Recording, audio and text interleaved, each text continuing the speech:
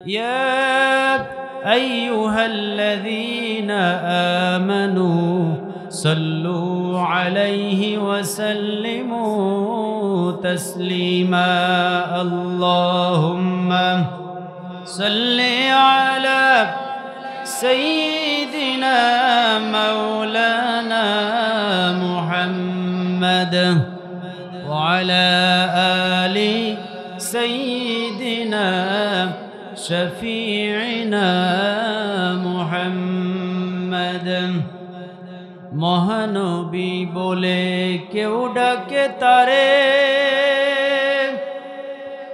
কেউ ডাকে বলে কামলিওয়ালা,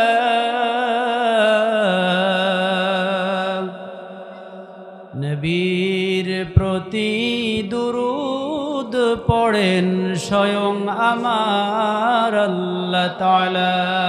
আল্লাহুম্মা সাল্লি আলা সাইয়্যিদিনা মাওলানা মুহাম্মদ ওয়া আলা আলি সাইয়্যিদিনা শফিঈনা মুহাম্মদ। সবাই একটু জিকির করুন সুবহানাল্লাহ ওয়ালহামদুলিল্লাহ লা ইলাহা ইল্লাল্লাহ সুবহানাল্লাহ ওয়ালহামদুলিল্লাহ লা ইলাহা ইল্লাল্লাহ সুবহানাল্লাহ ওয়ালহামদুলিল্লাহ লা ইলাহা ইল্লাল্লাহ লা ইলাহা ইল্লাল্লাহু মুহাম্মাদুর রাসূলুল্লাহ সাল্লাল্লাহু আলাইহি ওয়াসাল্লাম। মারকাজুল মুসলিমিন মাদ্রাসা এর উদ্যোগে তৃতীয় বার্ষিক ঐতিহাসিক তাফসিরুল কোরআন মাহফিলের সম্মানিত প্রধান বক্তা মুফাসসিরে কোরআন জনাব মুফতি হযরত মাওলানা রায়হান সাহেব, বারাকাল্লাহু ফি হায়াতি বলি আল্লাহুম্মা আমিন। আজকের মাহফিলের সম্মানিত প্রধান অতিথি অধ্যাপক মিয়া গোলাম কুদ্দুস, সহকারী সেক্রেটারি বাংলাদেশ জামাত ইসলামী খুলনা জেলা, বারাকাল্লাহু ফি হায়াতি বলি আমিন। বিশেষ অতিথি হিসেবে উপস্থিত রয়েছেন সৈয়দ হাফিজুর রহমান সাফি, ইউপি সদস্য, ওয়ার্ড নাম্বার 3, 1 নং আটরা গিলাতলা ইউনিয়ন পরিষদ, বারাকাল্লাহু ফি হায়াতি বলি আল্লাহুম্মা আমিন। আজকের মাহফিলের সম্মানিত সুযোগ্য সভাপতি মহোদয়, সভাপতি মসজিদুল মেরাজ খানজাহান আলী খুলনা, বারাকাল্লাহু ফি হায়াতি বলি আল্লাহুম্মা আমিন। মাহফিল ইন্তেজামিয়া কমিটির বরেণ্য সদস্যবৃন্দ, বিশেষ করে আমার সামনে উপবিষ্ট বিভিন্ন বয়সের মুসলমান ভাইরা, পর্দার অন্তরালে উপস্থিত হয়েছেন আমার অসংখ্য মা এবং বোনেরা, সবাইকে আবারও সশ্রদ্ধ সালাম পেশ করছি। আসসালামু আলাইকুম ওয়া রাহমাতুল্লাহি ওয়া বারাকাতুহু। এত সুন্দর জান্নাতে আয়োজন যারা করলেন, দীর্ঘ মাসব্যাপী প্ল্যান পরিকল্পনা করে, অনেক কষ্ট ক্লেশ করে যেই মানুষেরা এই জান্নাতের বাগানকে সাজিয়েছেন, অসংখ্য মা বোনেরা সর্বোচ্চ সহযোগিতা করেছেন, বুদ্ধি দিয়ে, টাকা পয়সা, শ্রম দিয়ে। আপনারা যারা সহযোগিতা করে এত সুন্দর জান্নাতে আয়োজনকে সাজিয়েছেন, তাদের জন্য দোয়া করি সবাই মিলে আল্লাহ তাআলা এই মানুষগুলোকে জান্নাতুল ফেরদাউসের মেহমান হিসেবে কবুল করুন বলি আমিন।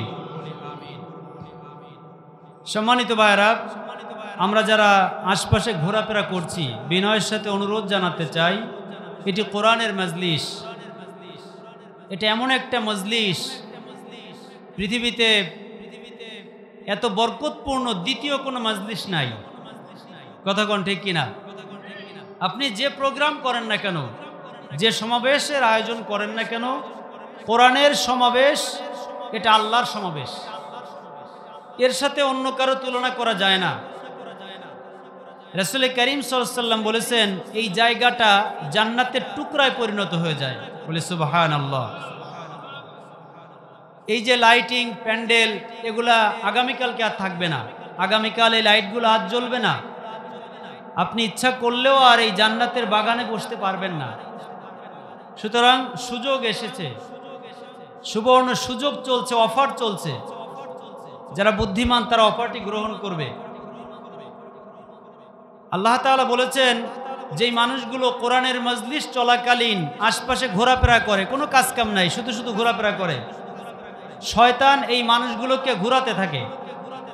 নাকে দড়ি দিয়ে শয়তান এই মানুষগুলোকে ঘোরাচ্ছে।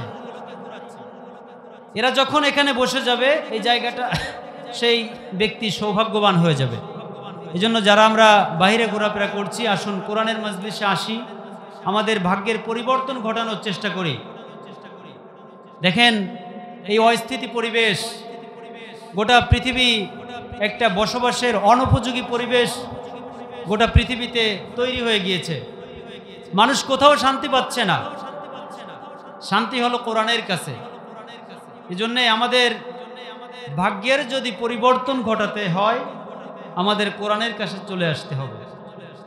আপনারা যারা এই জায়গায় বসে আছেন তাদের ব্যাপারে রাসূল করিম সাল্লাল্লাহু আলাইহি ওয়াসাল্লাম ঘোষণা করেছেন, কোরআনের মজলিস চলাকালীন যেই মানুষগুলো বসে কোরআনের কথাগুলো শুনতে পায়, শ্রবণ করতে থাকে, আল্লাহ রাব্বুল আলামিন তার রহমতের ফেরেশতা দিয়ে চতুর্দিকে বেষ্টন করে রাখেন।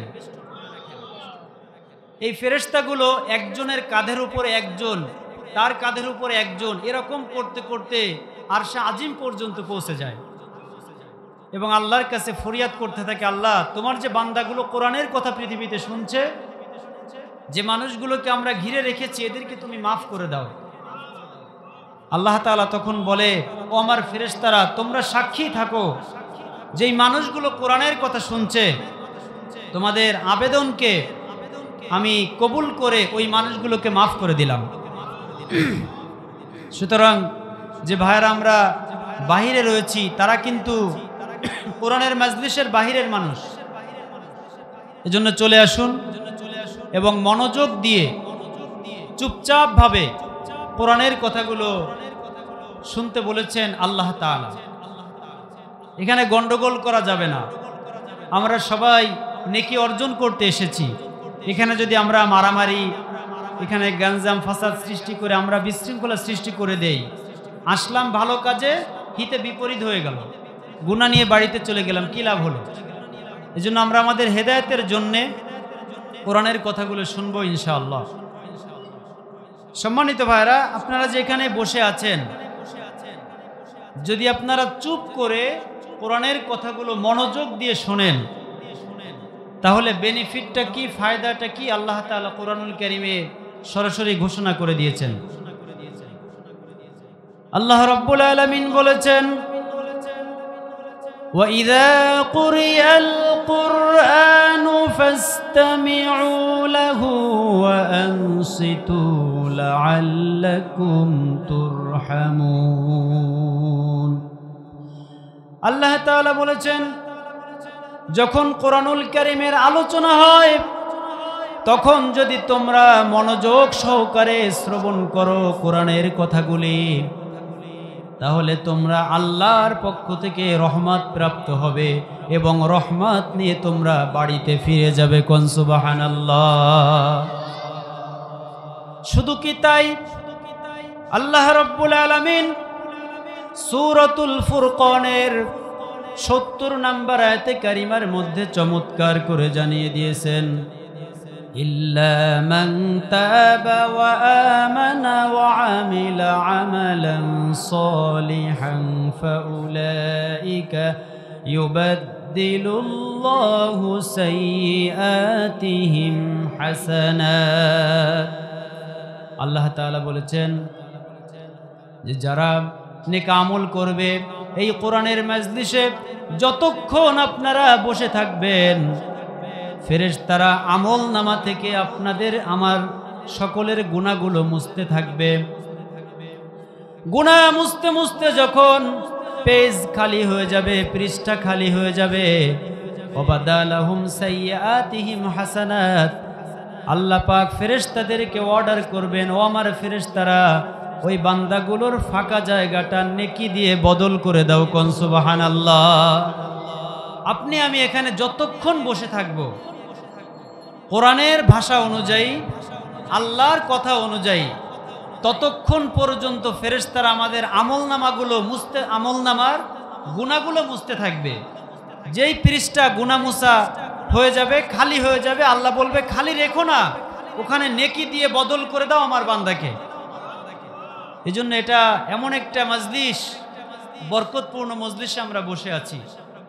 এটা জান্নাতের বাগান বলতে পারেন, যে জান্নাতের বাগানে আবার মশা কামড়ায় কেন, বিভিন্ন সমস্যা কেন? আপনি যদি ঢাকা যেতে চান, আপনি ঢাকার ট্রেনে টিকিট কেটে উঠলেন, উঠার পরে তো ওই ট্রেনে যদি আপনি না ওঠেন, তাহলে তো আপনি অন্য জায়গার ট্রেনে উঠলে ঢাকা যেতে পারবেন কি? তা আমরা জান্নাতে যাওয়ার জন্য এই জায়গায় বসে আছি। এটা ট্রেন স্টেশনের মতো, আপনি টিকিট কেটে উঠেছেন, একটু সমস্যা হলেও ধৈর্য ধরে বসলে আপনি আপনার গন্তব্যে কিন্তু নিরাপদে পৌঁছে যাবেন।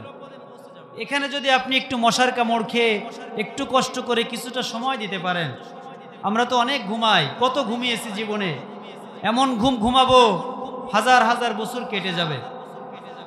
এজন্য আমরা যদি এই মজলিসে বসতে পারি, আল্লাহ তাআলা আমাদেরকে জান্নাতুল ফেরদাউসের মেহমান বানিয়ে দিবেন। কোন সুবহানাল্লাহ।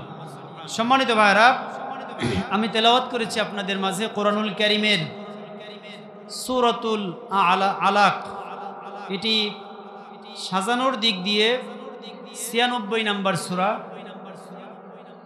কোরআনুল কারীমে মোট ১১৪টি সূরা রয়েছে। কোরআনের সূরা রয়েছে কয়টি সবাই বলুন? ১১৪টি। তার মধ্য থেকে ৯৬ নম্বর সূরা আপনাদের মাঝে আমি তেলাওয়াত করেছি, সূরাতুল আলাক। এই সূরার মধ্যে আল্লাহ তাআলা ১৯টি আয়াতে কারিমা নাজিল করেছেন। তার মধ্য থেকে প্রথম ৫টি আয়াতে কারিমা তেলাওয়াত করেছি।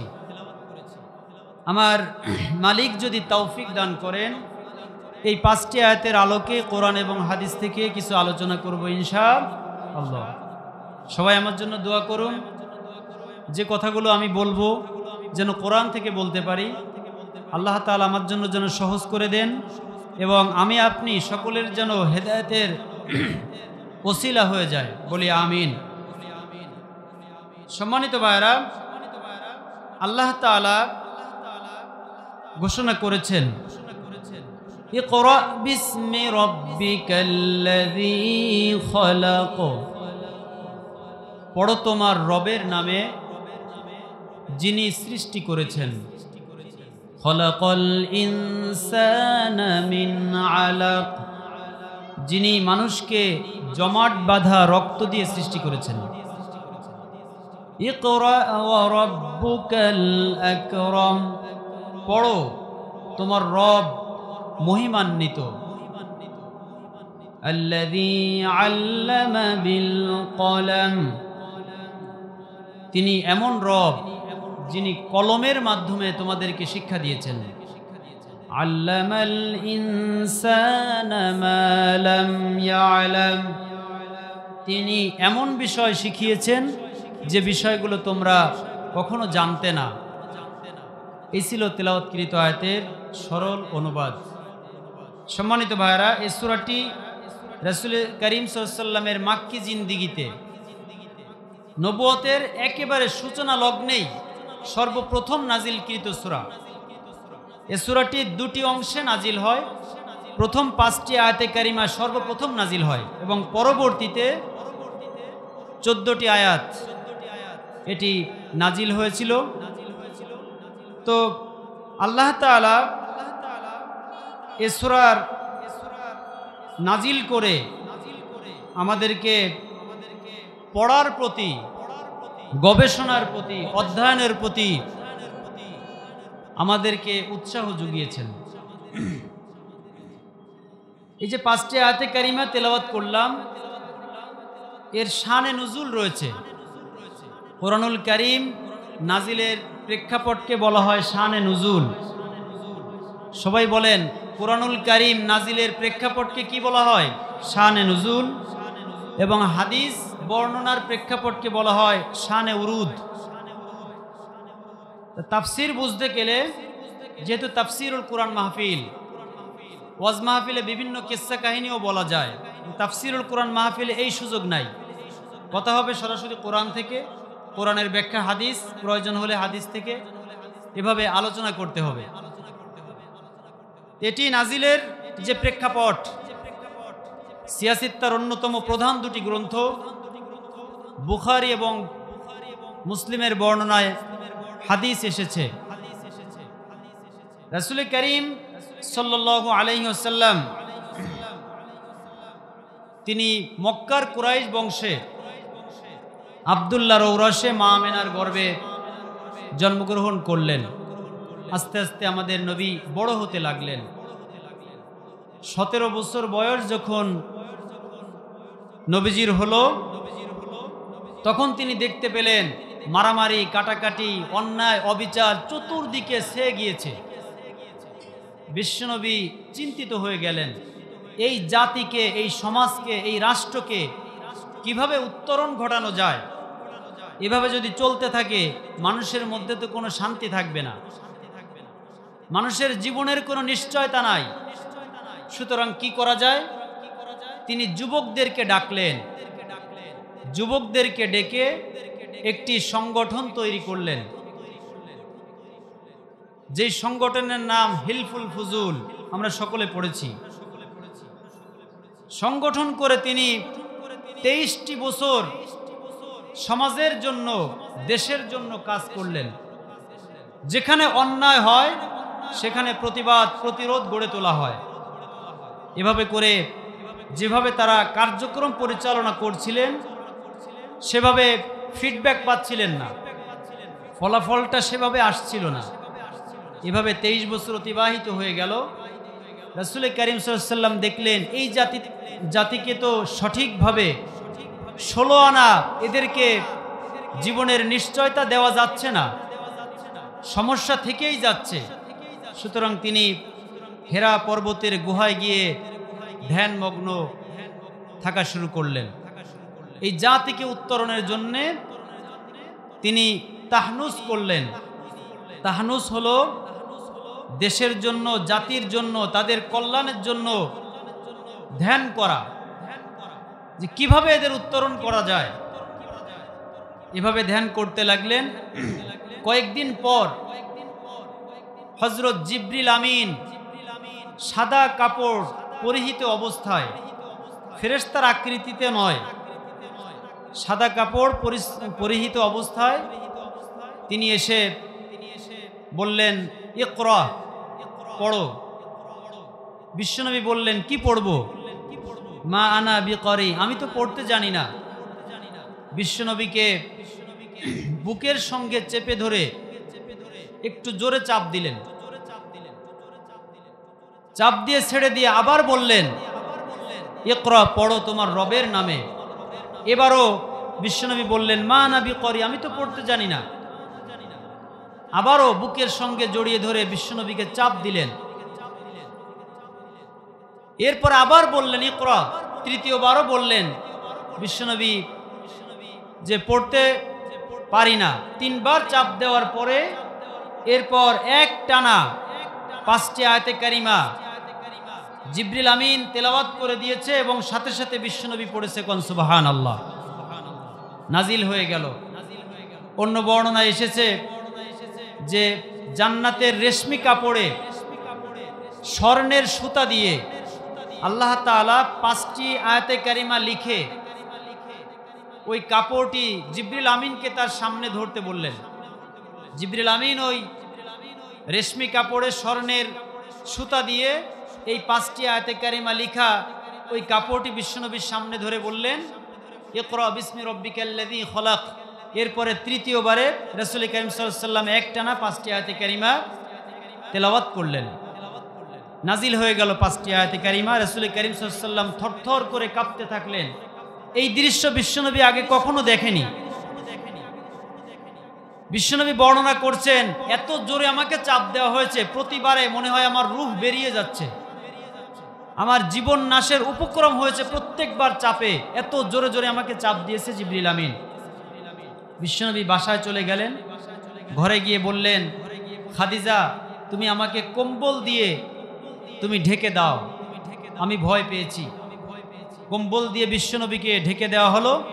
কিছুক্ষণ পর বিশ্বনবীর অবস্থা যখন স্বাভাবিক হলো, তখন আম্মাজান খাদিজা রাদিয়াল্লাহু তাআলা আনহাকে বিশ্বনবী বললেন, তার যে ঘটনাগুলো ঘটে গেল তার সঙ্গে এই বিষয়গুলো বললেন। খাদিজা বললেন, আপনি ভয় পাবেন না, আপনি তো সম্মানিত ব্যক্তি, আপনি তো কখনো আত্মীয় স্বজনের হক নষ্ট করেন না, আপনি তো আমানতের খেয়ানত করেন না, আপনি তো সত্যবাদী, আপনি তো অভাবগ্রস্ত মানুষের মুখে খাবার তুলে দেওয়া একজন মানুষ, সুতরাং আপনার বিপদ হবে এটা কখনো আপনি মনে করবেন না। আল্লাহ তাআলা আপনাকে সুমহান চরিত্রের অধিকারী করে দিয়েছেন। এই সান্ত্বনা দেওয়ার পরে বিশ্বনবীকে খাদিজা রাদিয়াল্লাহু তাআলা আনহা তার চাচাতো ভাই ওরাকা ইবনে নওফলের কাছে নিয়ে গেলেন এবং এই ঘটনাগুলো বললেন। ওরাকা ইবনে নওফল বললেন যে উনি তো সেই ব্যক্তি, উনি তো সেই ফেরেশতা যিনি মূসা আলাইহিস সালাতু ওয়াস সালামের কাছে ওহী নিয়ে আসতেন। শুধু মূসা নয়, অন্যান্য নবীদের কাছে যিনি ওহী নিয়ে আসতেন তিনি হলেন সেই জিবরিল আমিন, সেই ফেরেশতা। হায় আফসোস, যদি আমি সেই দিন বেঁচে থাকতাম যেই দিন তোমাকে তোমার এলাকার লোক, মক্কার লোক তোমাকে তাড়িয়ে দিবে, সেদিন আমি সর্বোচ্চ জোরালো ভূমিকা রাখতাম। বিশ্বনবী অবাক হয়ে গেলেন যে কি বলে, আমাকে আবার আমার এলাকার লোক তাড়িয়ে দিবে? ওরাকা ইবনে নওফল বললেন, হ্যাঁ, প্রত্যেক যুগে যুগে নবী রাসূলগণকে তার স্বজাতির লোকেরাই সবচেয়ে বেশি জুলুম নির্যাতন করেছে। সম্মানিত ভাইরা, তা আমরা আলোচনায় ফিরে আসি। 5টি আয়াতে কারিমা নাজিল হয়ে গেল। আল্লাহ তাআলা কি বলেছেন? ইকরা বিসমি রাব্বিকাল্লাযী খালাক, পড়ো তোমার রবের নামে যিনি সৃষ্টি করেছেন। এমন পড়া পড়বে, এমন শিক্ষা গ্রহণ করবে যেই শিক্ষার মাধ্যমে তুমি তোমার রবকে চিনতে পারো। আল্লাহ রাব্বুল আলামিন শুরুতেই নামাজের আয়াত নাজিল করতে পারতেন। আকিমুস সালাত, তোমরা সালাত কায়েম করো। ওয়াতুজ যাকাত, তোমরা যাকাত আদায় করো। এটা আল্লাহ তাআলা প্রথমে নাজিল করেননি। আল্লাহ তাআলা ইয়া আইয়ুহাল্লাযীনা আমানু কুতিবা আলাইকুমুস সিয়াম, যে তোমরা হে ঈমানদারগণ রমজানের রোজাকে তোমাদের উপর ফরজ করা হয়েছে, এটাও আল্লাহ তাআলা শুরুতে নাজিল করলেন না। হজের আয়াত, যাকাতের আয়াত, এই বিধানগুলো আল্লাহ তাআলা শুরুতেই নাজিল করেননি। শুরুতে যেটি নাজিল করেছেন সেটি হলো ইকরা। ইকরা মানে পড়ো, ইকরা মানে অ্যানালাইসিস করো, গবেষণা করো, অধ্যয়ন করো। কেননা পড়ার মাধ্যমেই মানুষ জানতে পারে, লেখাপড়ার মাধ্যমেই মানুষের জীবনটা আলোকিত হয়। কিন্তু লেখাপড়া না জানলে, পড়াশোনা না করলে তার জীবনটা আলোকিত হয় না, সে মূর্খ থেকেই যায়। সুতরাং সবার আগে তুমি পড়ো, না পড়লে তুমি কিভাবে জানবে? আজ তো আমরা অধিকাংশ মানুষ শুনে মুসলমান, বাবা বলেছে এইভাবে করতে হবে, এইভাবে করতে হবে, এইভাবে। তো আল্লাহ তাআলা আপনাকে আমাকে যে চোখ দিলেন, সুম্মা লাতুসআলুন্না ইয়াওমা ইযিন আনিন নাঈম, আল্লাহ তাআলা আমাদের প্রত্যেকটা অঙ্গ প্রত্যঙ্গ, প্রত্যেকটা নিয়ামত সম্পর্কে খুঁটে খুঁটে জিজ্ঞাসাবাদ করবেন। চোখ দিয়েছিলাম, দেখার সুযোগ ছিল, আমার কোরআনুল কারীমের পাতায় তোমার চোখ রাখোনি। সকালবেলায় দেখা যেত আগে আমাদের ঘরগুলো থেকে কোরআনের তেলাওয়াতের আওয়াজ চলে আসতো, আমাদের মা বোনেরা তেলাওয়াত করত, আমাদের ভাই বাবাজিরা ফজরের নামাজ আদায় করেই কোরআন তেলাওয়াত করতে বসতো।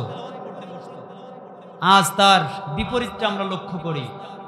আজ সবাই ঘুমায়, আর ইয়াং জেনারেশন তো মাথা নিচু করে দিয়েই তাদের জীবনটা চলে যাচ্ছে। টাচ মোবাইলের দিকে হাঁটতেছে, চলতেছে, মেয়েরা ছেলেরা মাথা থাকে তার ফোনের দিকে, মাথা নিচু করেই তাদের জীবনটা শেষ হয়ে যাচ্ছে। অথচ বিশ্বনবীকে ইসলামের জন্য সবচেয়ে বেশি সহযোগিতা করেছিলেন যুবকেরা, তরুণেরা। আজ এই তরুণদেরকে ঘুণে ধরেছে, এরা মহামারীতে আক্রান্ত হয়ে গিয়েছে। যেই সমাজের যুবকেরা যত ভালো, সেই সমাজটাই কিন্তু তত ভালো। এজন্য আমার বন্ধুগণ, আমাদের শিক্ষা ব্যবস্থা, এই শিক্ষা ব্যবস্থার কারিকুলাম কি হবে, এই আয়াত তার প্রমাণ। আল্লাহ তাআলা বলেছেন, তোমার শিক্ষা ব্যবস্থা এমনভাবে প্রণয়ন করবে যেই শিক্ষা অর্জন করলে একজন সন্তান সে নাস্তিক হবে না, সে মুরতাদ হবে না, সে ধর্ম নিরপেক্ষতাবাদে বিশ্বাসী হবে না।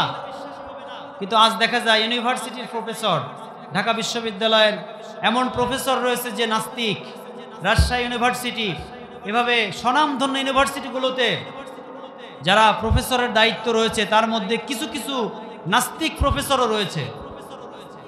তারা লেখাপড়া শিক্ষা করে লাস্টে বলে দেয়ার ইজ নো গড, স্রষ্টা বলতে কিছুই নাই। তারা বলে যে বানর থেকে নাকি মানুষ তৈরি হয়েছে।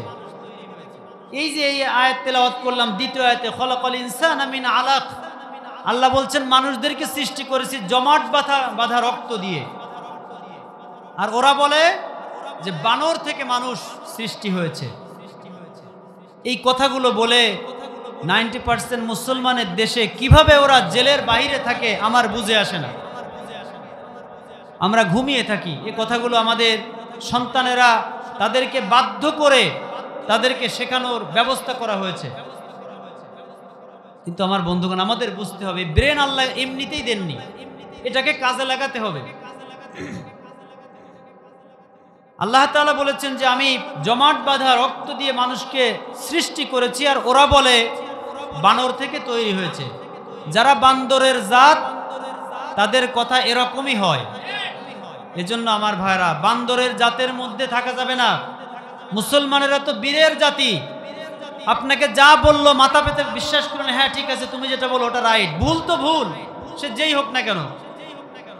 হযরত খাব্বাব রাদিয়াল্লাহু তাআলা আনহু একবার রাসূল কারীমকে গিয়ে বললেন, ইয়া রাসূলুল্লাহ, আমরা তো মার খেতে খেতে শেষ হয়ে গেলাম। আপনি ধর্মের পক্ষে, ইসলামের পক্ষে থাকলে দেখবেন যে বিপদের অভাব নাই।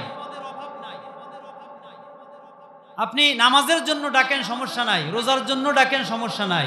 যদি বলা হয় এই এলাকার মধ্যে মদের আড্ডা চলবে না, তাসের আড্ডা, জোয়ার আড্ডা চলবে না, এখানে জেনা বেবিচারের আড্ডা চলবে না, দেখবেন যেই মানুষগুলো নামাজের জন্য ডাকলে আপনাকে স্বাগত জানিয়েছে, বাহাবা দিয়েছে, ওই মানুষগুলোই যদি সে সুদখোর, ঘুষখোর, ওদের সাথে জড়িত থাকে, ওই মানুষগুলোই আপনার বিরুদ্ধে চলে যাবে।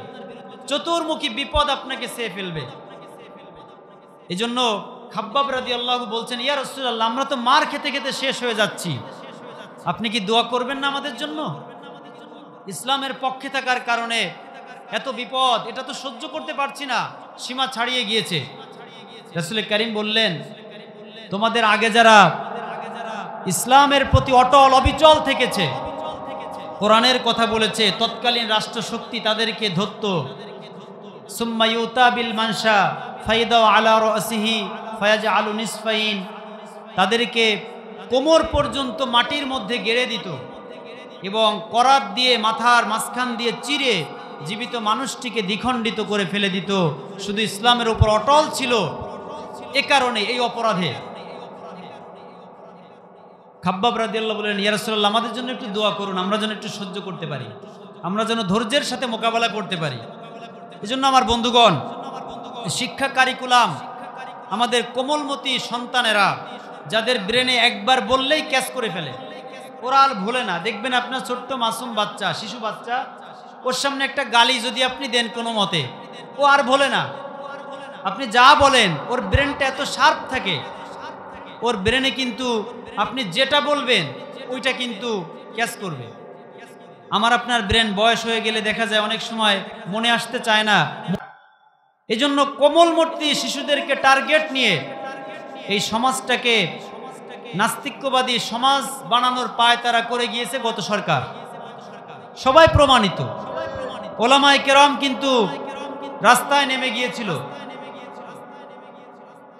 জেনারেল মানুষ তারাও অনেকটাই রাস্তায় নেমে গিয়েছিল। কি শিক্ষা ব্যবস্থা! শরীফা শোনেননি আপনারা? এরপরে যে যৌবনকাল যখন শুরু হয়, এদের যে শরীরের মধ্যে পরিবর্তন আসে, শারীরিক চর্চা, এইগুলা শিখিয়ে কি বানাতে চায় আমাদের সমাজটাকে, ওগুলা পড়বে এবং প্র্যাকটিক্যাল লাইফে প্রয়োগ করতে চাইবে। এই সমাজটা অশ্লীল বেহায়াপনা সমাজে পরিণত হয়ে যাবে, এই পায় তারা করতে চেয়েছিল। কিন্তু পেরেছে কি? কোরআনের বিরুদ্ধে অ্যাকশনে গেলে সে কখনো টিকতে পারবে না। এই বাতিল পক্ষ এই শিক্ষা ব্যবস্থাকে ভঙ্গুর করার জন্যে, কোরআন ভিত্তিক শিক্ষা ব্যবস্থা যাতে মানুষ না শিখতে পারে, এজন্য কি ষড়যন্ত্র করেনি। ষড়যন্ত্রের সর্বোচ্চ চূড়ায় তারা পৌঁছে গিয়েছিল, কিন্তু পারবে না।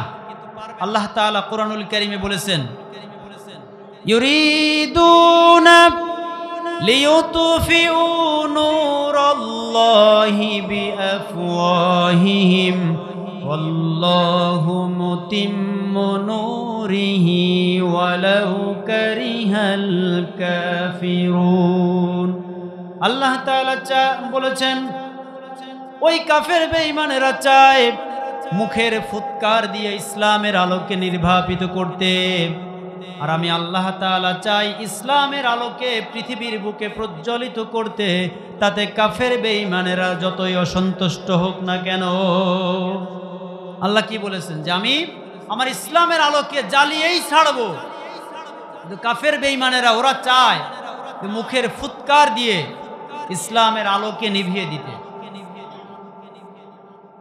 দেখেন এই যে বাল্ব যেগুলা জ্বলছে, আপনি যদি এখানে বাল্বে ফুঁক দেন, বারবার ফুঁক দিচ্ছেন, বাল্ব কি নিভবে? কেন? সুইচ চাপা লাগবে। ওর একটা নির্দিষ্ট জায়গা রয়েছে, ওখানে সুইচ চাপ দিলে অটোমেটিক্যালি সবগুলা বাল্ব অফ হয়ে যাবে। কিন্তু দুনিয়ার বাল্বের সুইচ আমাদের কাছে, আমাদের হাতের কাছে বিধায় যে কোনো মুহূর্তে ইচ্ছা করলেই আমরা এই বাল্বগুলো বন্ধ করে দিতে পারি।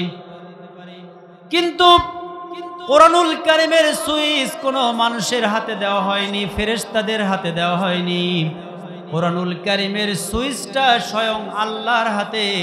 যতই আপনি আমি ফুঁক দেই না কেন, কোরআনের আলোকে কখনো নিভানো যাবে না।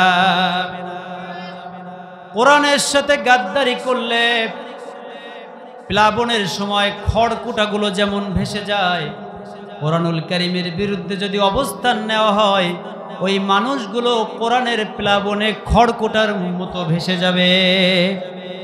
সুতরাং আমাদের সন্তানেরা, এই যে মাদ্রাসা, কত সুন্দর শিক্ষা প্রতিষ্ঠান, আপনারা তো এলাকাবাসী সৌভাগ্যবান। আমি তো বলি মাদ্রাসা তো আম বাগানের মতো। আর যেমন আম গাছ, আম বাগানের আম, আম খাওয়াটা এটা হলো ইবাদত। এটাকে যদি ইবাদত ধরি, আর আমের বাগানটা হলো ইবাদতের বাগান। এই সন্তানগুলো এই জান্নাতের বাগান, এই মাদ্রাসায় লেখাপড়া করে এরা অনেক বড় হবে, এরা গোটা জাতির রাহবার হবে। দ্বীনি ইলম ভিতরে না থাকলে, যে শিক্ষার মাধ্যমে রবকে চেনা যায় না, আল্লাহকে চেনা যায় না, ওই শিক্ষা যদি শুরুতেই আমরা অর্জন করি, তাহলে গোটা জীবনটা 16 আনা মাটি হয়ে যাবে।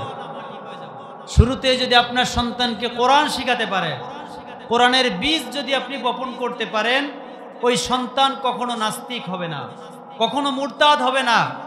ওই সন্তান শয়তানের ধোঁকায় পড়ে যদি কখনো বিপথে চলে যায়, যখন ফিরে আসবে তার ওই বিদ্যাগুলো, তার ওই অর্জিত জ্ঞানগুলো কারেন্টের মতো কাজ করবে। যখন সে ফিরে আসবে তার তো জানা আছে। সুতরাং এই মাদ্রাসায় পড়ুয়া ছেলেমেয়েরা এরা কখনো সন্ত্রাস হয় না, চাঁদাবাজ হয় না, দুর্নীতিবাজ হয় না।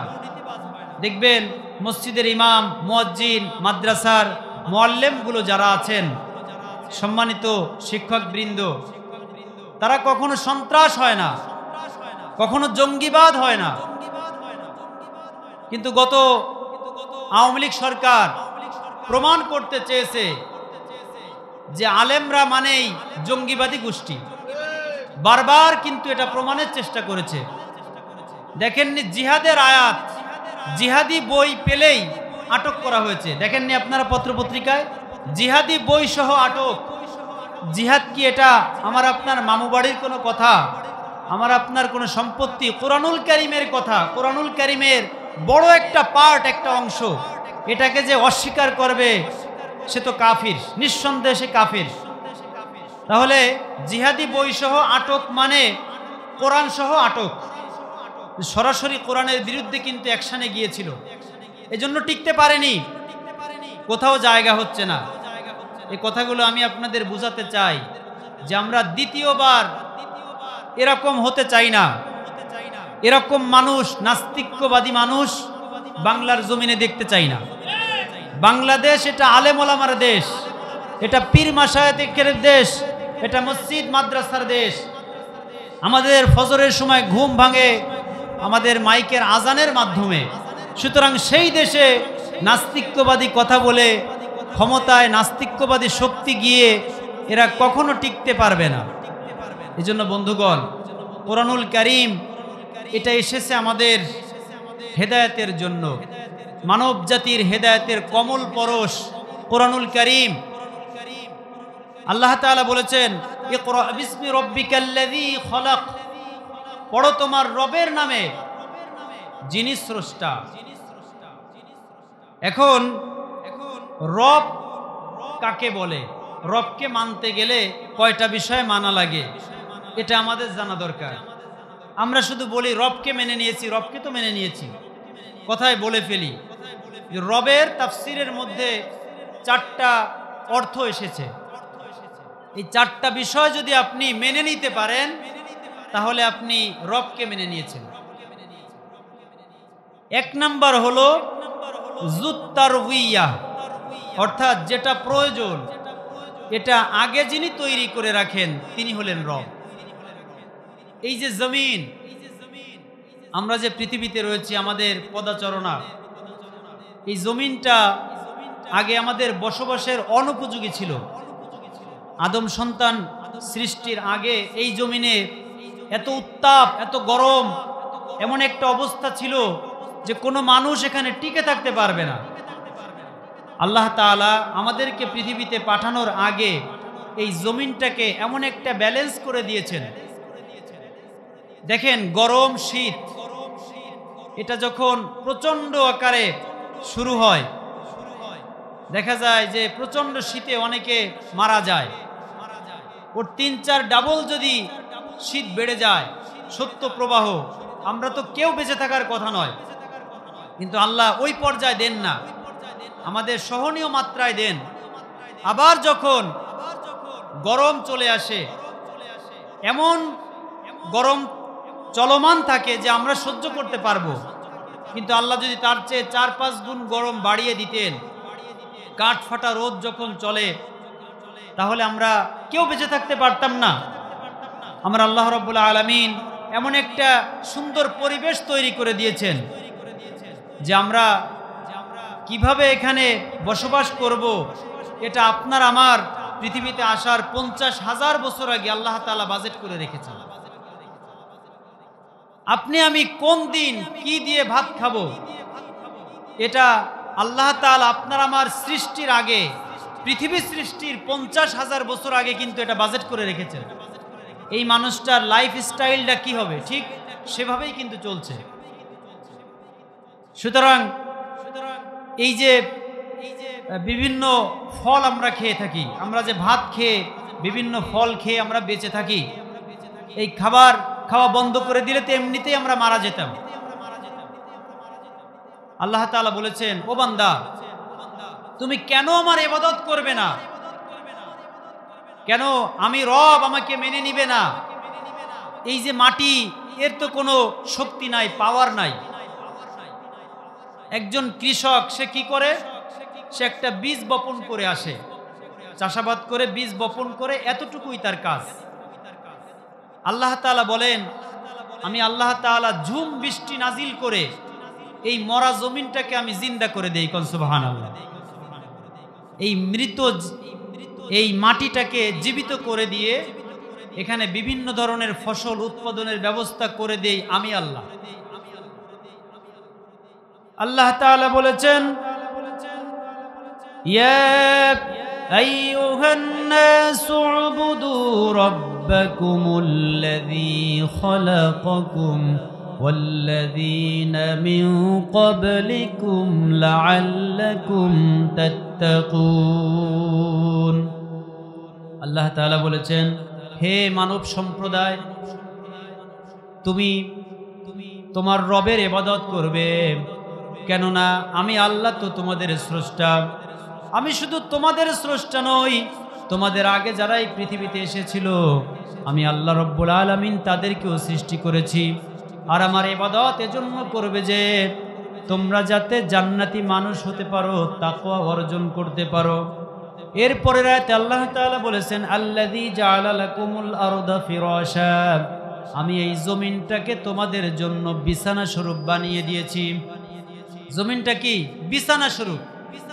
জমিনটা যদি হেলাদোলা উঁচু নিচু এভাবে আঁকা বাঁকা থাকতো, আপনি আমি সোজাভাবে হেঁটে যেতে পারতাম? হাঁটা দিলেই তো হুঁচট খেতাম। আল্লাহ বলেছে জমিনটাকে তোমাদের জন্য আমি বিছানা স্বরূপ বানিয়ে দিয়েছি। ওয়ানজালনা মিনাস সামা, এবং আল্লাহ তাআলা বলেছেন যে জমিন বিছানা স্বরূপ এবং আসমানকে আমি আল্লাহ ছাদ স্বরূপ বানিয়ে দিয়েছি।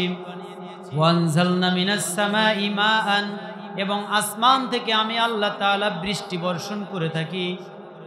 ফাখরাজা বিহি মিনাস সামারাতি রিজকাল লাকুম, এবং বৃষ্টি নাজিল করার পরে এই জমিন থেকে আমি হরেক রকমের ফল ফলাদি উৎপাদন করে তোমাদের খাওয়ার ব্যবস্থা করে দিয়ে থাকি। সুবহানাল্লাহ। আল্লাহ বলেছেন এগুলো তো আমি করি, এই ব্যবস্থা করে এরপরে তোমাদেরকে পাঠিয়েছি এই পৃথিবীতে। আদমকে আমি পাঠিয়েছি এই ব্যবস্থাপনা করে দিয়ে, তা না হলে আদম যে কি খাবে, কিভাবে চলাফেরা করবে, সুন্দর একটা পরিবেশ দিয়ে আমি খাবারের ব্যবস্থা করে দিয়ে কিন্তু তোমাদেরকে পাঠিয়েছি। আমাদের জন্মের আগে আমরা যখন মায়ের গর্ভে থাকি, দেখেন আল্লাহ তাআলা কি বলেছেন, হাল আতা আলাল ইনসানি হিনুম মিনাদ দাহরি লাম ইয়াকুন শাইআম মাযকুরা। আল্লাহ তাআলা বলেছেন, ও বান্দা, তুমি তো এমন ছিলে, উল্লেখ করার মতো কোনো বস্তু তুমি ছিলে না। তোমার নাম ছিল না, পরিচয় ছিল না, বংশীয় কোনো মর্যাদা কিছুই ছিল না। আমি আল্লাহ রাব্বুল আলামিন মায়ের গর্ভে তোমাকে তিল তিল করে বড় বানিয়েছি। ও বান্দা, এই পৃথিবীতে আসার পরে তুমি কি খাবে? তোমার কচি হাড়, কচি শরীর, দুনিয়ার জার্মযুক্ত খাবার খেয়ে তুমি অসুস্থ হয়ে পড়বে। এজন্য বান্দা, পৃথিবীতে যাওয়ার আগেই তোমার মায়ের বুকের মধ্যে আমি গরম দুধের রিজার্ভ ফান্ড তৈরি করে রেখেছি। কোন সুবহানাল্লাহ।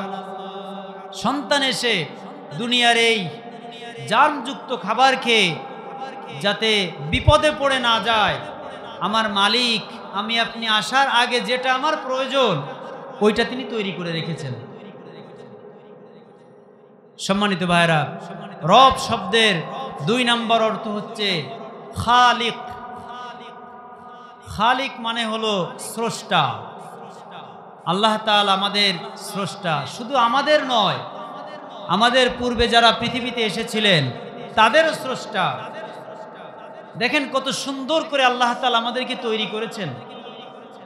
আল্লাহ রাব্বুল আলামিন বলেছেন, ওয়াফি আনফুসিকুম আফালা তুবসিরুন। ও বান্দা, তুমি তোমার শরীরের দিকে তাকাও, দেখো তোমাকে কত সুন্দরভাবে আমি সুগঠিত করেছি। আমার নিয়ামত খোঁজার জন্য বান্দা অন্য জায়গায় যাওয়া লাগবে না, তোমার নিজের শরীরের দিকে তাকাও। দেখেন আমাদের ছোট্ট দুইটা পা আল্লাহ এত ব্যালেন্স করে দিয়েছেন। আমাদের দেখা যায় আমাদের অনেক ওজন আমাদের শরীরের, 60 কেজি 70 কেজি, কারো 100 কেজি, কারো 100-রও বেশি, কারো 90 কেজি 85 কেজি ওজন নিয়ে আমরা এত দৌড়াদৌড়ি করি, এত হাঁটাহাঁটি করি। ফুটবল খেলার মাঠে তো পাই দেখা যায় না দৌড়ানোর ঠেলায়, কিন্তু বান্দা পড়ে যাচ্ছে না। যত দ্রুত চলুক না কেন বান্দা পড়তেছে না। এমন জায়গায় আল্লাহ তাআলা আমাদের গোড়ালি বরাবর আমাদের পায়ের যে নলাটা বলি আমরা, ওই যে এমন জায়গায় সেট করে দিয়েছেন যে পড়ার কোনো সুযোগ নাই। আল্লাহু আকবার।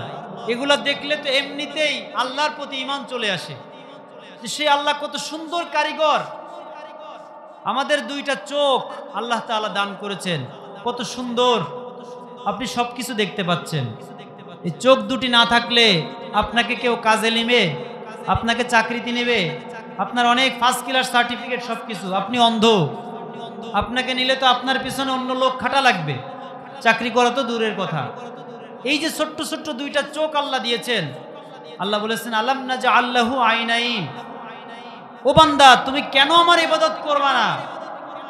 তোমার যে দুইটা চোখ এবং তোমার ওয়ালিসানাও ওয়া শাফাতাইন, কথা বলার জন্য দুইটা ঠোঁট এবং একটা জিহ্বা, এটা তো আমি দান করেছি। কত সুন্দরভাবে আমি সৃষ্টি করেছি। তোমার সবগুলোর স্রষ্টা তো আমি আল্লাহ। আমাদের চোখের উপরেও হাড্ডি, নিচেও হাড্ডি, পড়ে গেলেও এই হাড়ের উপর দিয়ে যায়, চোখ দুইটা সেভ হয়ে যায়। এরপর দেখেন আল্লাহ তাআলা আমাদের নাক, আমাদের গাল, আমাদের কান এত সুন্দর করে তৈরি করেছেন, যে জায়গায় যেটা দরকার ঠিক সে জায়গায় সেটা দিয়ে দিয়েছেন। এই যে জিহ্বা তো একটা টেস্ট মেশিন, হাজারো আইটেম খাবার, এক একটার এক এক স্বাদ, একই জিহ্বা কোনটা কোন স্বাদ সাথে সাথেই কিন্তু বলে দিচ্ছে মুহূর্তের মধ্যে। সেই স্রষ্টাকে আমরা আজও চিনলাম না। আল্লাহ তাআলা আপনাকে আমাকে কত সুন্দর একটা শরীর দান করেছেন, মানব নামক একটা ইঞ্জিন, কত সুন্দর শারীরিক গঠন দিয়ে এই যে ভিতরে এটা জীবিত থাকার যে প্রক্রিয়া, একটা মানুষ মৃত্যুবরণ করলে তখন কিন্তু তার কিছুই থাকে না, তখন আমাদের কাছে বোঝা হয়ে যায়। সুতরাং এই জীবিত অবস্থায় আল্লাহ তাআলা যে আমাদেরকে চালাচ্ছেন, আজকে যে মাহফিলে, তাফসির মাহফিলে আপনাদেরকে উপস্থিত করেছেন, এটা আল্লাহ তাআলার নিতান্ত মেহেরবানি। আগামী তাফসির মাহফিল যেখানে হোক না কেন আপনি যেতে পারবেন তার কোনো গ্যারান্টি আছে? এজন্য আমার বন্ধুগণ, রব শব্দের 2 নাম্বার অর্থ হলো তিনি হলেন আমাদের আসমান জমিন লৌহ মাহফুজ, যা কিছু দেখি না দেখি সব কিছুর স্রষ্টা যিনি, তিনি কে? এটা আপনার এক বাক্যে স্বীকার করতে হবে। এরপরে 3 নাম্বার হলো আল্লাহ শব্দের, রব শব্দের অর্থ হলো মালিক। আমরা বলি আমি বাড়ির মালিক, আমি জায়গা জমির মালিক, আমি সব কিছুর মালিক। আমি তো আমার মালিকই না। এই জমিনের মালিক কে? আসমানের মালিক কে? সব কিছুর মালিক কে? আমাদের মালিক কে? সেই মালিককে আমরা অনেক সময় ভুলে যাই। আমরা অধিকাংশ মানুষ আমরা মালিককে ভুলতে বসেছি। একটু জিকির করেন সুবহানাল্লাহ ওয়ালহামদুলিল্লাহ লা ইলাহা।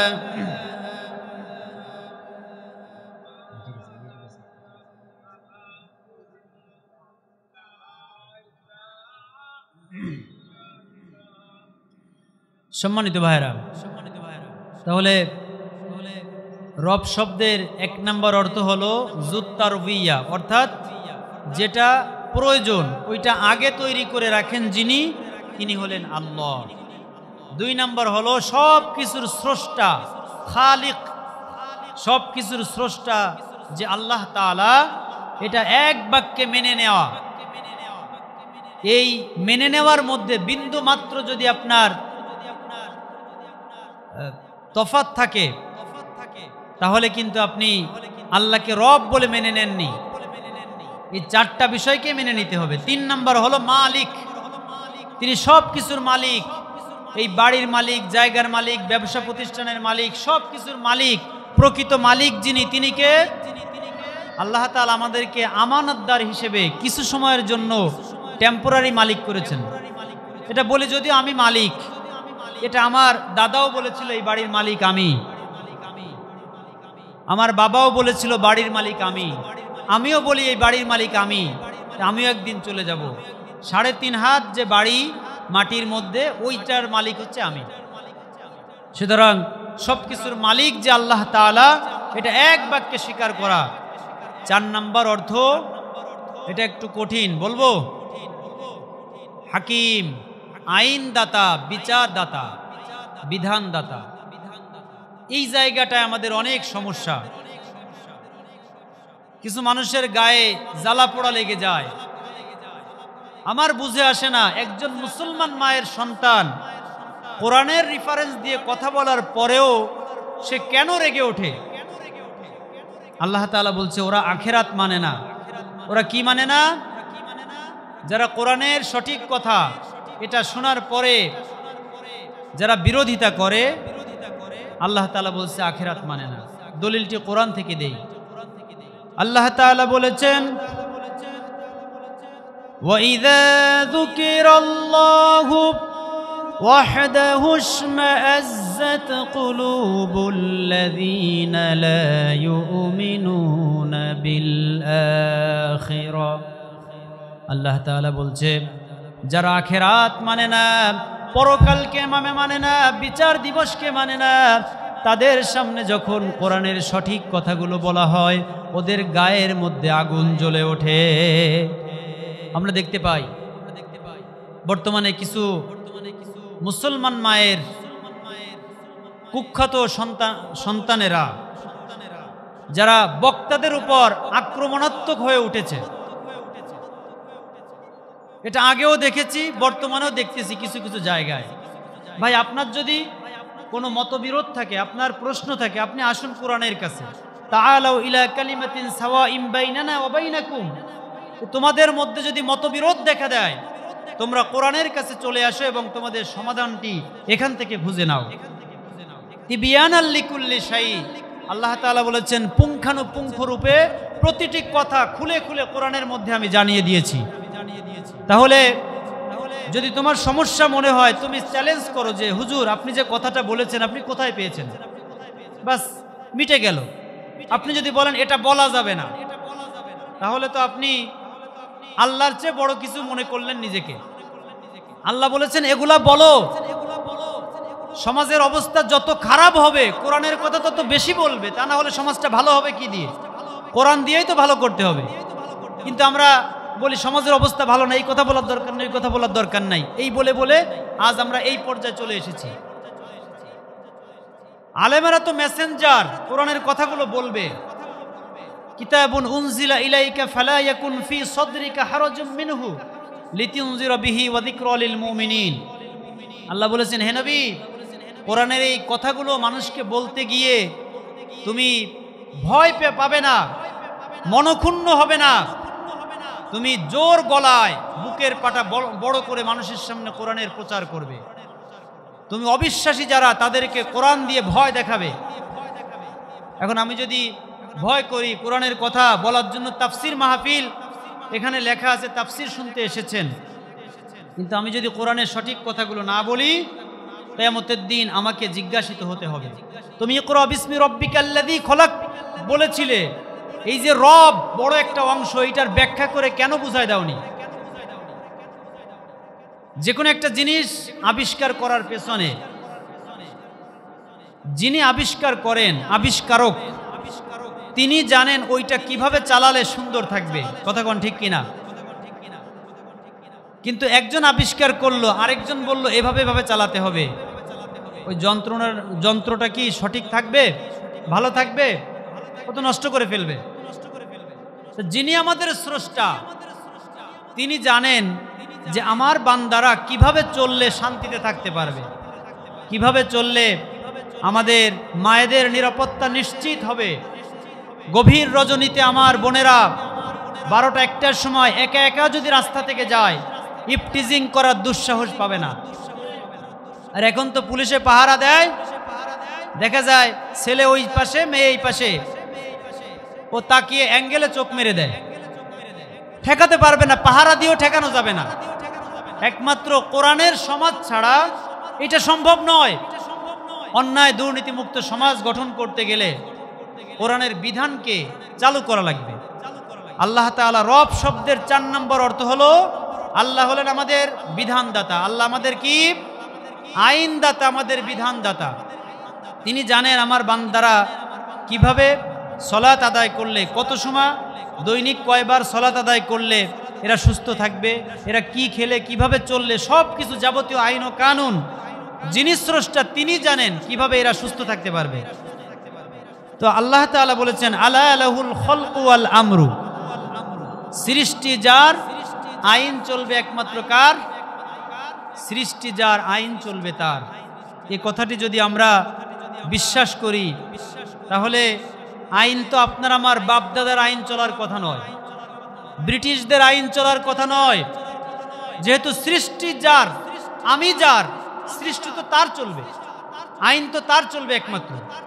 বিচারকের কাছে যখন বিচার নিয়ে আসবে তখন সে কোরআনুল কারীম বের করবে যে আমার আত্মীয় স্বজনেরা অন্যায় করে ফেলেছে। বিচারকের আসনে কোরআনুল কারীম থাকবে সামনে টেবিলের উপরে, সে কোরআন বের করে দেখবে যে আল্লাহ তাআলা এর ফয়সালাটা কি দিয়েছেন, ঠিক সেভাবেই ফয়সালা করবে। এটি হলো কোরআনের কথা, এটি হলো আল্লাহর কথা। এটি কার কথা? কিন্তু আমাদের সমাজের বিচারকদের সামনে দেখা যায় আইনের চেয়ারে বসে বেআইনি কাজ করে। বিচারকের সামনে আজ কোরআন নাই। আল্লাহ তাআলা বলেছে কোরআন দিয়ে বিচার করো। দলিল কোরআনুল কারীমের দিকে ফিরে আসি। দেখুন আল্লাহ তাআলা বলেছেন, আল্লাহ রাব্বুল আলামিন বলেছেন ইন্না আনজালনা ইলাইকাল কিতাবা বিল হাক্কি লিতাহকুমা বাইনান নাসি বিমা আরাকাল্লাহ। আল্লাহ তাআলা বলেছেন হে নবী, কোরআনুল কারীমে বিচার ফয়সালা আমি ঠিক যেভাবে দেখিয়েছি, মানুষেরা যখন আপনার সামনে বিচার নিয়ে আসবে কোরআন দেখে দেখে মানুষের মাঝে আপনি বিচার ফয়সালা করে দিবেন। কোন সুবহানাল্লাহ। এত সুন্দর আল্লাহর বিধান, এত ক্লিয়ারেন্স আমাদের সামনে আল্লাহ দিয়ে দিয়েছেন যে যখন তোমার সামনে বিচার আসবে, লোকেরা সমস্যা গন্ডগোল সৃষ্টি করবে, তোমার সামনে যখন আসবে এটা মেটানোর জন্যে কোরআন দিয়ে তুমি বিচার ফয়সালা করে দিবে। এখন আপনি যদি কোন যে হুজুর রাজনীতি হয়ে যাচ্ছে, তাহলে তো আমার কিছু করার নাই। কোরআনে রব শব্দকে, এটাকে যদি আপনি বিশ্বাস করতে চান, রবকে মেনে নিতে চান, এই 4টা বিষয় মানা লাগবে। আইন চলবে একমাত্র আল্লাহর। ইনিল হুকমু ইল্লা লিল্লাহ, একচ্ছত্র ক্ষমতার অধিপতি যিনি, তিনি কে? কুলিল্লাহুম্মা মালিকাল মুলক। কত দলিল নেবেন? অসংখ্য দলিল। এজন্য আমাদের যাদের মধ্যে আমাদের সমস্যার সৃষ্টি হয় মনের মধ্যে, আমরা কোরআনের কাছে আসলে, এই কোরআন পড়লে আপনার ভুল ভেঙে যাবে। শুধু শুধু আলেমদের উপর বিরক্ত হয়ে কোনো লাভ নাই। আলেমেরা তো কোরআনের কথাগুলো প্রচার করে, আর আপনি যদি আলেমদেরকে কষ্ট দেন বিভিন্ন তোহমাত দিয়ে, অজুহাত দিয়ে, আপনি আপনার পছন্দ হলো না যে এই কথাগুলোর সাথে আমার জীবনের সাথে মিলে যাচ্ছে, বিধায় আপনি আলেমের বিরুদ্ধে খেপেছেন, তার বিরুদ্ধে অপপ্রচার চালিয়ে দিয়েছেন, অথবা তাকে ধমক দিয়েছেন, কষ্ট দিয়েছেন। আল্লাহ তাআলা বলেছেন ওয়াল্লাযীনা ইউযুনা রাসূলাল্লাহি লাহুম আযাবুন আলীম। আল্লাহ তাআলা বলেছে যারা বিশ্ব নবীকে অথবা ওলামায়ে কেরামকে, নবীদের ওয়ারিস যারা, এদেরকে যারা কষ্ট দিবে, লাহুম আযাবুন আলীম, এদের জন্য কঠিন আযাব আমি আল্লাহ প্রস্তুত করে রেখেছি। সুতরাং এই কষ্ট দেওয়ার কাজটি আমি করব না। আমার সমস্যা থাকলে আমি দেখে নিব এবং নিজে সংশোধন হয়ে যাব। আপনি নিজের থেকে যদি উঠে না আসেন, জিন্দিগিতে আপনার জীবন পরিবর্তন হবে না। আমি যে অবস্থানে আছি, স্ব জায়গা থেকে আমার কোরআনের দিকে এগিয়ে যেতে হবে। যে আমি ভালো হতে চাই, আমি জান্নাতি মানুষ হতে চাই, এই সমাজ, এই আশপাশের পরিবেশ সবকিছু আমাকে। আল্লাহ তাআলা বলেছেন তোমরা দৌড়াও সেই জান্নাতের দিকে, দৌড়াও যেই জান্নাতের বিশালতা আসমান এবং জমিনের চাইতেও বড়। চিৎকার মেরে বলেন সুবহানাল্লাহ। উইদ্দাত লিল মুত্তাকিন, যেটি মুত্তাকিদের জন্য তৈরি করা হয়েছে। আল্লাহ দৌড়াতে বলেছেন। সাধারণত যখন বাস গাড়িগুলো যায়, টাউন সার্ভিসগুলো যখন যায়, দেখবেন কিছু মানুষ আছে যারা দৌড়ায়, গেটে ঝুলে থাকে, পেছনে ঝুলে থাকে, দৌড় মেরে যে সাইডে ঝুলে থাকে। এই ঝুলে থাকা মানুষগুলোকে আমরা মনে করি একটু কম বুদ্ধিসাধ্য, জ্ঞানের সমস্যা আছে, কমন সেন্সের অভাব, এজন্য দৌড়াদৌড়ি করে, এরকম মনে করে থাকি। কিন্তু আল্লাহ তাআলা বলেছেন জান্নাতে যাওয়ার জন্য এভাবে দৌড়াতে থাকো, তুমি বসে থেকো না। যত ধরনের বাধা বিপত্তি আসবে, ওই বাধা যদি কোরআনের বিপক্ষে হয়, ওই বাধা তোমার কাছে মাকড়সার জালের চেয়েও দুর্বল। মাসালুল লাযীনা ইত্তাখাযু মিন দুনিল্লাহি আউলিয়া কামাসালিল আনকাবুত। কোরআনের এই সঠিক কথাগুলো বলার জন্যে তোমার উপরে যদি আক্রমণ আসে, বিপদ আসে, মুসিবত আসে, তাহলে তুমি কখনো ভয় পাবে না। কামাসালিল আনকাবুত, যত বড়ই ষড়যন্ত্র দেখো না কেন, আল্লাহ বলেছে এটা ষড়যন্ত্র, এটা মাকড়সার জালের চেয়েও দুর্বল। মাকড়সার জাল অনেক বড় আকারে বিস্তার করে, দেখবেন ঝড় আসলে বা ঝাড়ু হাতে নিলে সব ফিনিশ মুহূর্তের মধ্যে। সুতরাং এই বাতিল শক্তি এরা ইসলামকে দাবাতে পারবে না। সুতরাং ইসলামের সাথে যারা গাদ্দারি করে, কোরআনের এই বিধানকে যারা সমাজে রাষ্ট্রে দেখতে চায় না, বিরোধিতা করে, এরা সরাসরি আল্লাহর বিরোধিতা করে। দেখেন আবু জেহেল সারা জীবন বিশ্বনবীকে জ্বালিয়েছে, তাকে কষ্ট দিয়েছে, জুলুম নির্যাতন করেছে। ওয়াইজ ইয়ামকুরু বিকাল্লাযীনা কাফারু লিয়ুসবিতুকা আও ইয়াকতুলুকা আও ইয়াখরুজুক। তারা তাদের সংসদে দারুন নাদওয়ার বৈঠকে 3 দফা কর্মসূচি হাতে নিয়েছিল বিশ্বনবীর বিরুদ্ধে।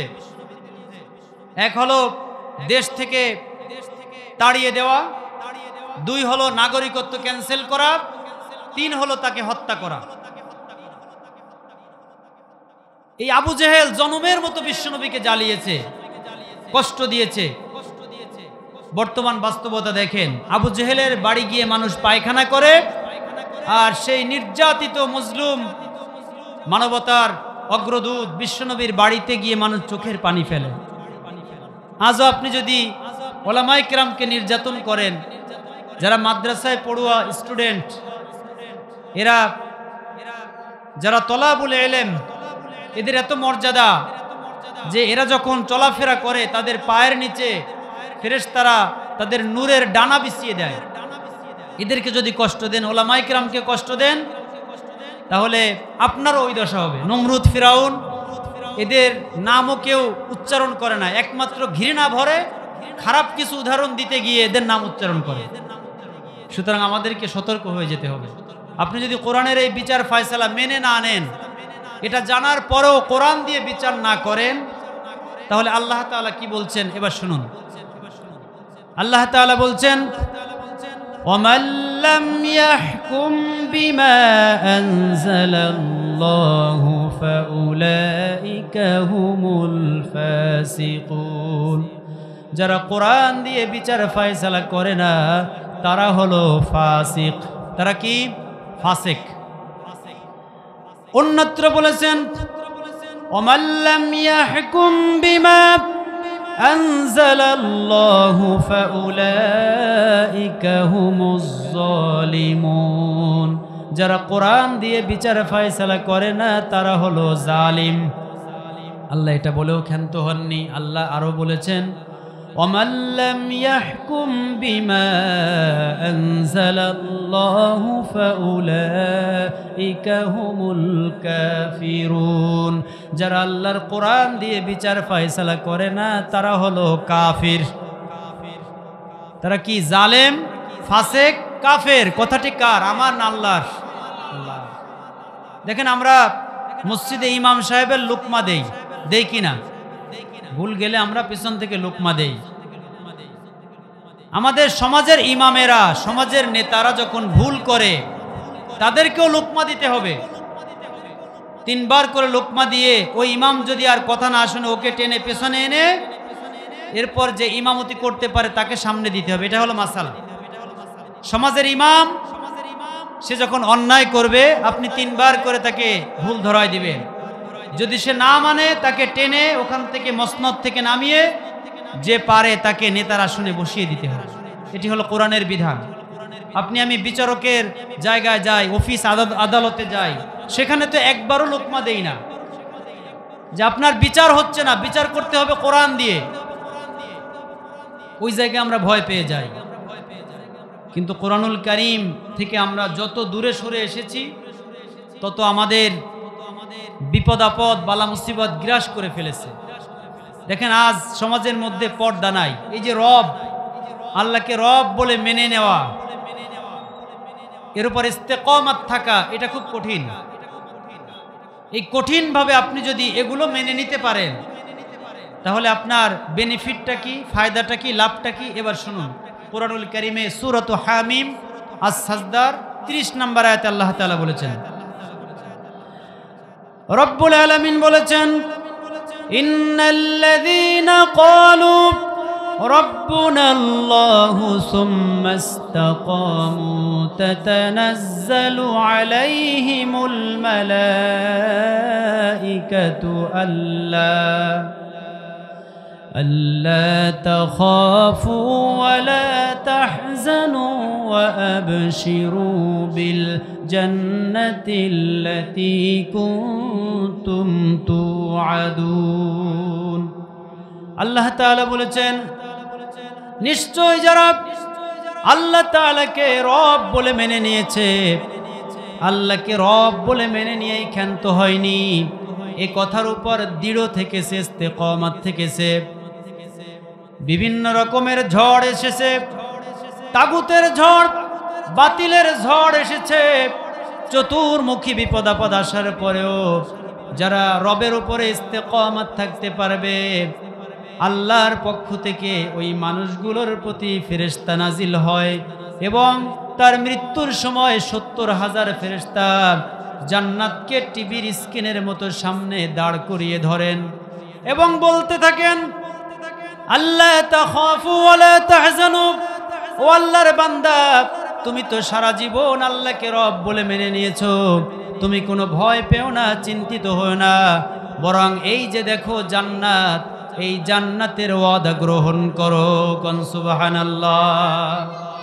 যারা রব বলে মেনে নিয়েছে তাদের ইন্তেকালের সময় 70,000 ফেরেশতা, তাফসীরের মধ্যে এসেছে 70,000 ফেরেশতা জান্নাতকে তার সামনে তুলে ধরবেন, টিভির স্ক্রিনের মতো জান্নাত সামনে তুলে ধরে বলবেন, ও আল্লাহর বান্দা তুমি ভয় পেও না, কি চিন্তা করো, তোমার বিবি বাল বাচ্চা এরা বিপদে পড়ে যাবে, তোমার গাড়ি বাড়ি এগুলো ধ্বংস হয়ে যাবে এরকম মনে করছো? আল্লাহ তাখাফু, কোনো ভয় পেও না, তোমার সব কিছুর জামিনদার আল্লাহ তাআলা হয়ে যাবেন।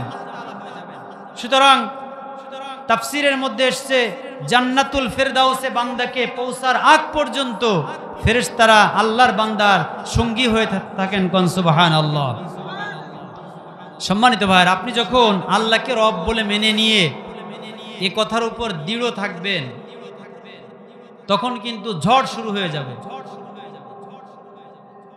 দেখেন যখন বিভিন্ন ঝড়ো হাওয়া আমাদের সামনে দিয়ে বয়ে যায়, রাস্তার পাশের যে গাছগুলা দেখা যায় অনেক গাছ সমূলে উপড়ে পড়ে কিনা, আবার অনেক গাছ আছে ডালপালা একটু ভেঙে গেলেও গাছটা সমূলে দাঁড়িয়ে থাকে। তা আল্লাহ তাআলা বুঝাতে চেয়েছেন, তুমি যখন আল্লাহকে রব বলে মেনে নিবে, এই 4টা বিষয়কে যখন তোমার জীবনে ধারণ করবে তখন বাতিলের ঝড় শুরু হয়ে যাবে। তোমাকে বিভিন্ন অফার দিবে, তুমি এই দলের কর্মী আছো, আমাদের দলে আসো, তোমাকে ওয়ার্ডের সভাপতি বানিয়ে দেওয়া হবে, তোমাকে এত টাকা দেওয়া হবে। ওলামায়ে কেরামকে বলা হতে পারে আপনি কি চান, আপনার বেতন বাড়িয়ে দিব, কিন্তু আপনার এই কথাগুলো বলার দরকার নাই। এভাবে বিভিন্ন অফার, বিভিন্ন তাগুতের ঝড় আসবে। এই ঝোড়ো হাওয়া বয়ে যাওয়ার পরে যারা সমূলে দাঁড়িয়ে থাকবে, আল্লাহ তাআলা বলেছে আল্লাহ তাখাফু, বান্দা তুমি টেনশন করো না, তুমি চিন্তিত হও না, বরং তোমাকে যে জান্নাতের ওয়াদা দিয়েছি এটার সুসংবাদ গ্রহণ করো। নাহনু আউলিয়াউকুম ফিল হায়াতিদ দুনিয়া ওয়া ফিল আখিরাহ, ফেরেশতারা বলবে আমরা শুধু তোমার দুনিয়ার বন্ধু নই, আখিরাতের জীবনের বন্ধু আমরা থাকব, তোমাকে জান্নাতে আমরাই পৌঁছে দিব, তুমি কোনো টেনশন করো না। ওয়ালাকুম ফিহা মা তাশতাহি আনফুসুকুম ওয়ালাকুম ফিহা মা তাদউন। আল্লাহ তাআলা বলেছেন যে জান্নাতের মধ্যে আল্লাহর জান্নাতি মেহমানেরা যা কিছু চাইবে বলতে দেরি আছে, সেটা দিতে কখনো দেরি হবে না। ওয়ালাকুম ফিহা মা তাশতাহি আনফুসুকুম, যেটা তারা চাইবে সাথে সাথে দেওয়া হবে। ওয়ালাকুম ফিহা মা তাদউন, এবং যেটা মুখ থেকে না চাইবে কিন্তু অন্তরের মধ্যে কল্পনার উদয় হচ্ছে, মনে মনে চিন্তা করছেন যে এটা হলে ভালো হতো, তখন মনের মধ্যে কল্পনা হলেও সাথে সাথে আল্লাহ তার সামনে এনে দিবেন। কোন সুবহানাল্লাহ। এখানে একটা কথা, জান্নাতে পুরুষদের তো 70টা করে হুর দেওয়া হবে। আমাদের মা বোনেরা বুঝতে পারেন যে আসলে আমাদেরকে ঠকানো হচ্ছে। আমি তো বলি এই টাকার মতো, 100 টাকা যদি আপনি একজনকে 100 টাকার একটা নোট দিলেন, আপনি আরেকজনকে 10টা 10 টাকার নোট দিলেন, দুইজন নিয়েই কিন্তু খুশি, সেও 100 টাকা পেয়ে গেল, ও 100 টাকা পেয়ে গেল। আমার মনে হয় বিষয়টা এমন হবে যে একজন হলেও আমাদের মা বোনেরা খুশি হয়ে যাবেন। কিন্তু তারা যদি চায়, কোরআনের এই আয়াত দলিল, ওয়ালাকুম ফিহা মা তাশতাহি আনফুসুকুম ওয়ালাকুম ফিহা মা তাদউন, তারা যদি চায় আমার 1000টা স্বামী লাগবে, আল্লাহ তাআলা সেটাও দিবেন। এই আয়াতটার প্রমাণ, জান্নাতীরা যা চাইবে এবং যা কল্পনা করবে উভয়টি তার সামনে দেওয়া হবে। এজন্য টেনশনের কোনো কারণ নাই। প্রিয় ভাইরা, এখন আমরা আমাদের জীবনের সাথে একটু মিলাই নেই যে রবকে আমরা সব জায়গায় মানতে পারছি কিনা।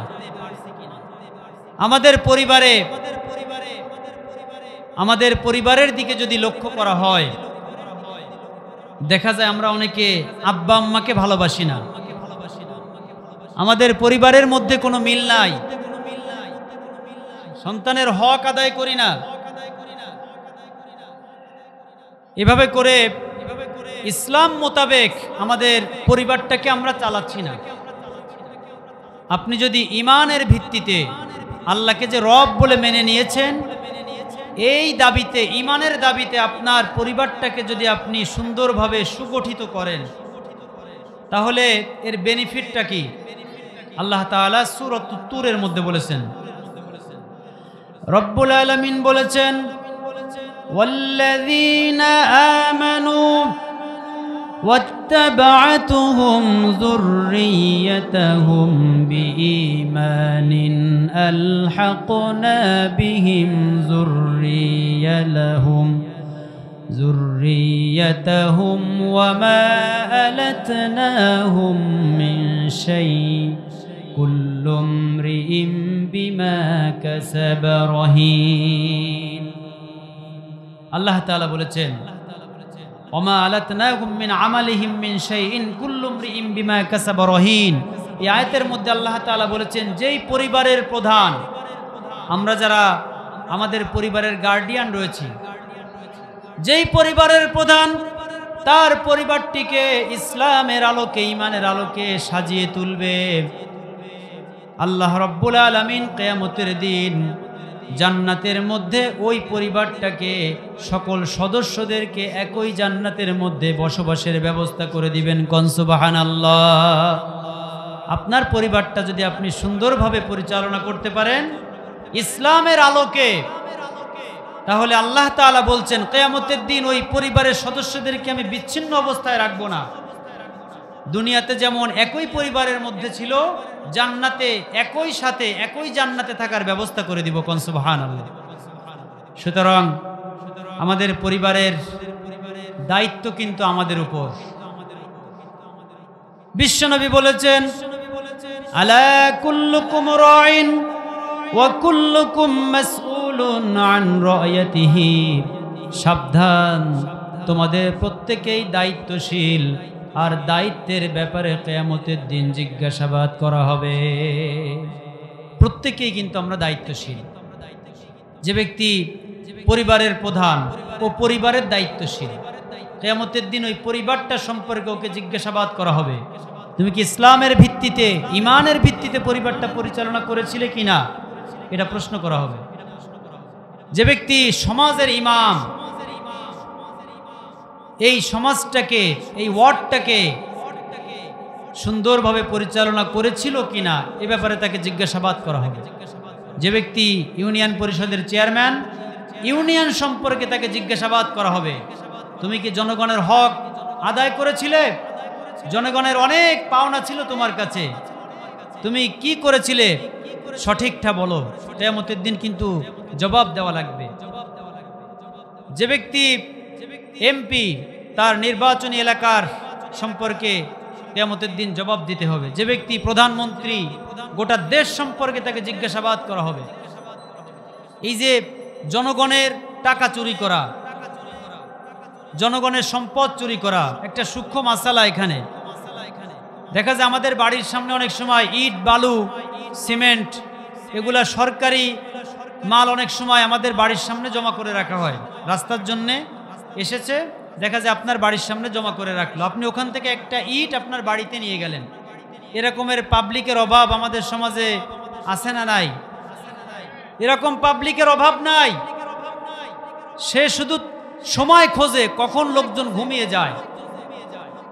কিন্তু ভাই, আপনি যে একটা ইট নিলেন, ওটা তো 18 কোটি জনগণের সম্পদ। আপনি যদি একজনের হক ফাঁকি দেন, তাহলে ওই ভাইয়ের কাছে আপনি ক্ষমা চাইলে ক্ষমা করে দিলে আপনি মাপ পেয়ে গেলেন। কিন্তু আপনি একটা ইট নিয়ে, আপনি এক গামলা সিমেন্ট নিয়ে, বালু নিয়ে, আপনি তো 18 কোটি জনগণের হক ফাঁকি দিলেন। তাহলে আপনি আজকে ফাঁকি দিয়েছেন, কালকে আপনি মাপ চাইবেন মনে করেন। তা আগামীকাল আসতে আসতে দেখা যায় এর মধ্যে 100 জন লোক বা 10 জন লোক, 20 জন লোক দুনিয়া থেকে চলে গিয়েছে। ওদের কাছ থেকে তো মাপ চাইতে পারলেন না, পারলেন কি? তাহলে আপনি ইচ্ছা করলেও কিন্তু মাপ চাইতে পারতেছেন না। কিয়ামতের দিন ওই মানুষগুলোর কারণে, ওদের অভিযোগের কারণে আপনি জান্নাতি মনে করলেও জাহান্নামী হয়ে যাবেন। এই জন্য আমাদের প্রত্যেকের দায়িত্ব সঠিকভাবে আমাদের এই সমাজটাকে, আমাদের পরিবারটাকে কোরআনের আলোকে সাজানো।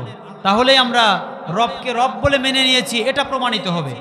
আল্লাহ তাআলা আমাদের খলাকাল ইনসানা মিন আলাক, আমাদেরকে জমাট বাঁধা রক্তপিণ্ড দিয়ে আমাদের সৃষ্টি করেছেন।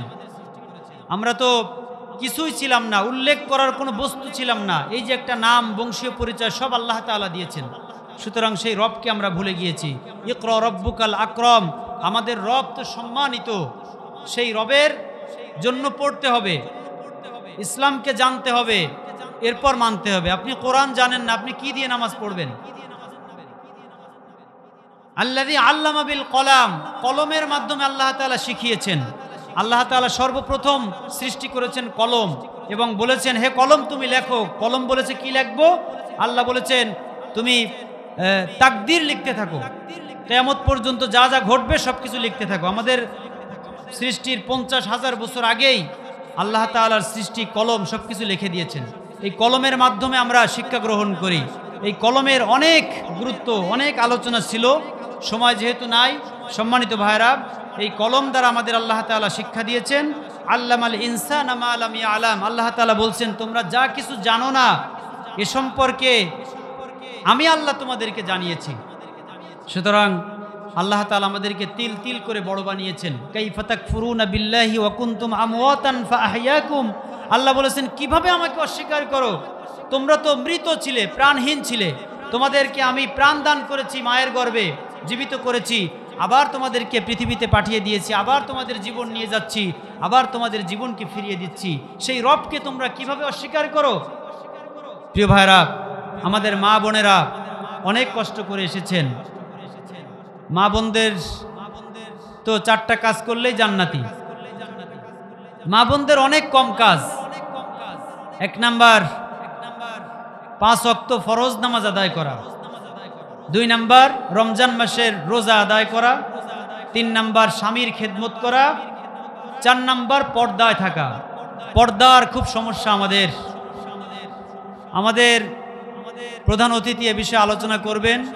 প্রিয় ভাইরা, আমাদের মা বোনেরা অনেক কষ্ট করে এসেছে, তাদের জন্য দোয়া করি আল্লাহ তাআলা তাদেরকে মা আয়েশা, মা খাদিজার সাথে হাসর নাসর যেন নসিব করেন। সবাই বলে আমিন।